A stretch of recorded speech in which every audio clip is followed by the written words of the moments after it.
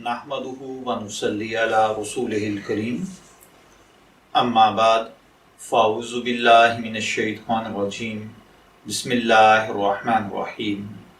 अस्सलामु अलैकुम dear viewers, आपके favourite informative channel metal life से मैं हूं प्रोफेसर शब्बीर अहमद।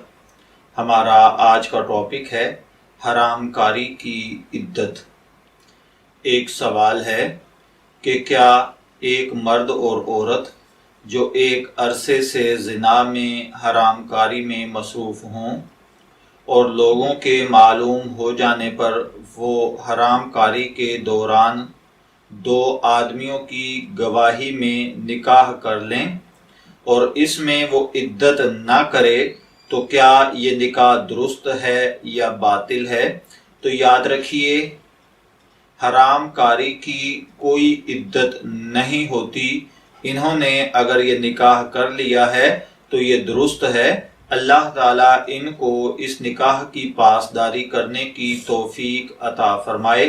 इजाज़त चाहेंगे, फिर मिलेंगे किसी और मालूमाती टॉपिक के साथ। तब तक के लिए अल्लाह हाफिज़।